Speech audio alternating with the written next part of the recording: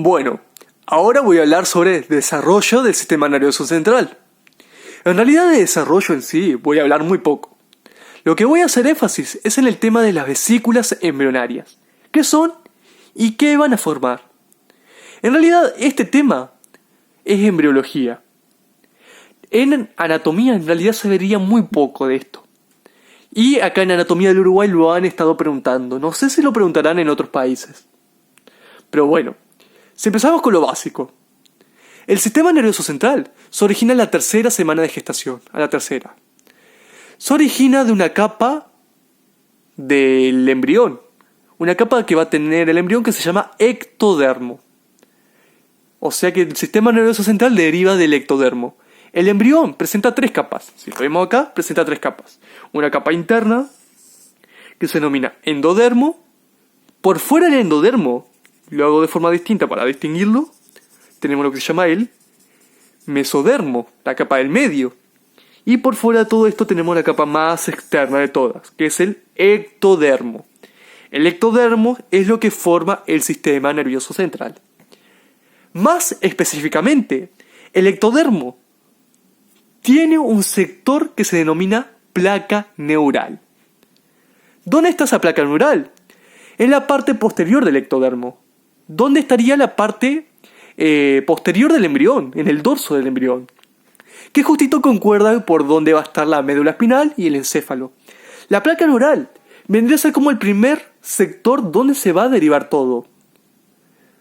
O sea que de la placa neural es donde va a derivar las neuronas, los componentes del sistema nervioso central, la glía, etc. Entonces, en cierto momento, el mesodermo, ¿qué va a hacer? Le va a decir al ectodermo, más específicamente a la placa neural, que tiene que empezar a proliferar. ¿Proliferar para qué? Para que formen los órganos. O sea, ¿quién le da la señal al ectodermo para que prolifere? Es el mesodermo, la capa del medio. El mesodermo le dice a la placa neural que empiece a proliferar y imaginen que tenemos la placa neural acá. Esto es la placa neural. La placa neural va a empezar a proliferar por los laterales, por los costados, así. De este lado y esto.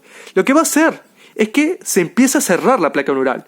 Va a ser algo así. Empieza a proliferar por los costados donde estarían los dedos de estos dedos de aquí y el pulgar y hace esto. Prolifera formando un tubo, se va encerrando. O sea, la placa neural cuando empieza a proliferar por los laterales. Esto se va cerrando como algo así. Y va a quedar un hueco en el medio. Esa estructura de que se originó de la placa neural, el tubo ese, se denomina tubo neural. El tubo neural es lo que va a originar los diferentes órganos del sistema nervioso central. Entonces, la placa neural prolifera por los laterales, cerrándose, formando un tubo ahuecado. ¿Ven que queda como un hueco? Haría esto. Y queda un hueco en el medio. Bien, si vemos cómo sería esto, porro. Imaginen que acá hago el tubo neural. Un tubo. Disculpen el Parkinson. Y un tubo ahuecado. Imaginen que sería ahuecado. De este tubo neural es ahí donde derivan los diferentes órganos. De la parte más distal del tubo, o sea, la parte de acá abajo, deriva la médula espinal.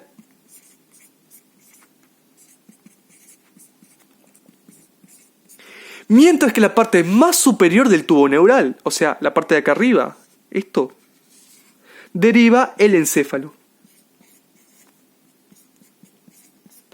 De este tubo entonces derivan los diferentes órganos. Y como dije, el tubo está ahuecado.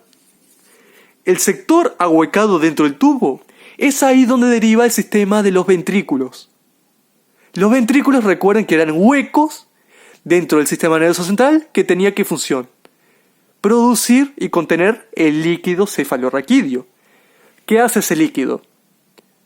Tiene función para nutrir, proteger, entre otras cosas. Y de lo que trata el tema de hoy principalmente, nos vamos a centrar en la parte de acá arriba, lo que va a originar el encéfalo. La parte de la médula espinal no nos concierne.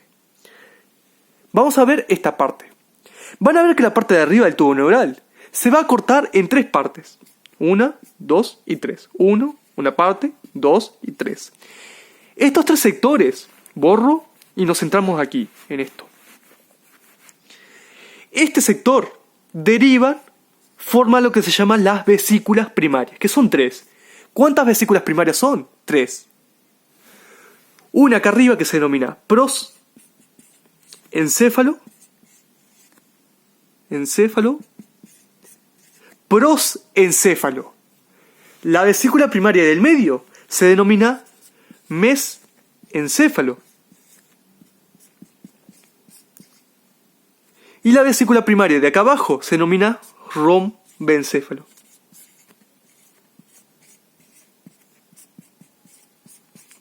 De estas vesículas primarias se pueden convertir en vesículas secundarias. Se convierten en realidad, pero no todas forman una vesícula secundaria.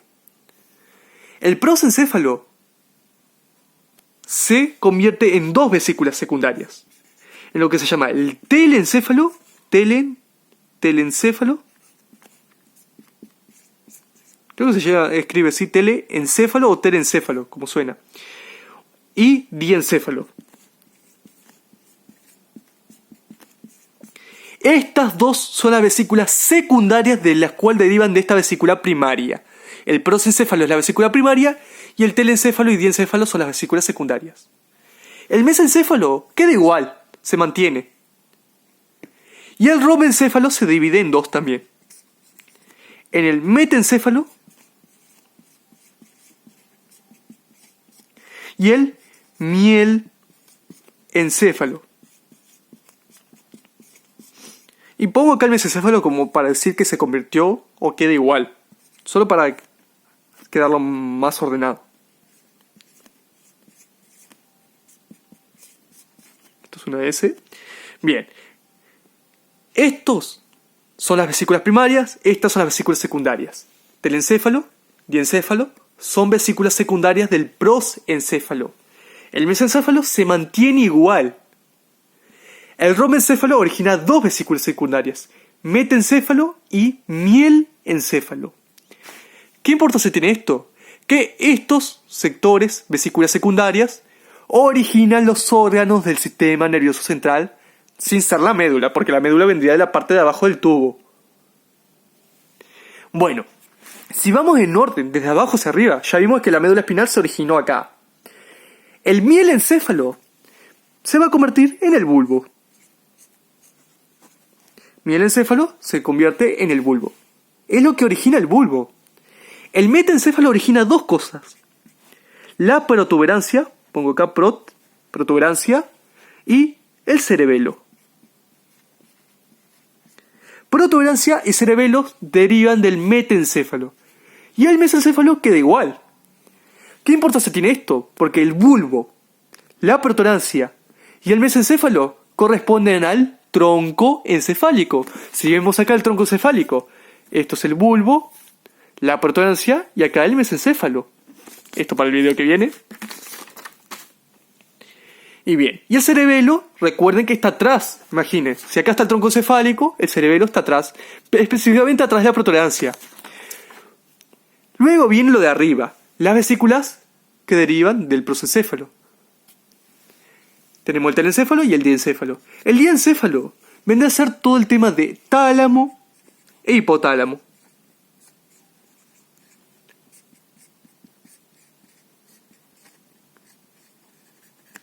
Tálamo e hipotálamo. Y el telencéfalo son los hemisferios cerebrales. Pongo acá H de hemisferios cerebrales. O sea, de acá deriva el cerebro. Estos son las vesículas secundarias y ¿en qué se convierten? Eso es muy preguntado acá y es muy importante. Le pueden preguntar el rombencéfalo en qué se convierte, en qué vesícula secundaria. Metencéfalo y mielencéfalo. Siempre recuerdo mete-miel. Mete-miel. Metencéfalo y mielencéfalo. Y siempre recuerden que van en orden.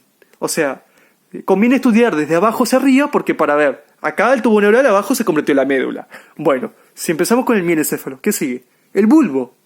Luego, arriba del bulbo estaba la protuberancia y atrás de la protuberancia el cerebelo. El mesencéfalo sigue igual. El diencéfalo está arriba, que corresponde tálamo, hipotálamo. y el telencéfalo son los hemisferios cerebrales. Y cada una de estas cavidades abarca un sector de los ventrículos. Se les pregunta, ¿cuál es el ventrículo que corresponde al mielencéfalo y metencéfalo? Tiene un ventrículo esto. Tiene lo que se llama el cuarto ventrículo. Cuarto ventrículo. Ahora sí. El cuarto ventrículo corresponde al ventrículo de estas dos vesículas secundarias. El mesencéfalo tiene su propio conducto ependimario. En vez de ser un ventrículo, tiene un conducto ependimario porque es más chiquito, más fino. Es lo que se llama el acueducto de Silvio. Lo noto acá. El mesencéfalo tiene lo que se llama el acueducto de Silvio. Y luego, por último, tenemos el diencéfalo y el telencéfalo. El diencéfalo tiene su propio ventrículo. Se llama el tercer ventrículo. El diencéfalo tiene el tercer ventrículo, que justito está entre medio de los dos tálamos. Y por último, el telencéfalo. ¿Cuántos hemisferios cerebrales son? 2. Por lo tanto, cada hemisferio cerebral tiene su propio ventrículo, que son los ventrículos laterales, que son 2. Los ventrículos laterales corresponden al primer y segundo ventrículo, que están dentro de ambos hemisferios cerebrales. Entonces, dentro del telencéfalo están los ventrículos, pongo B, laterales. Y esto sería todo, laterales. Y bien, disculpen el Parkinson, pero no sé por qué estoy temblando más de lo normal.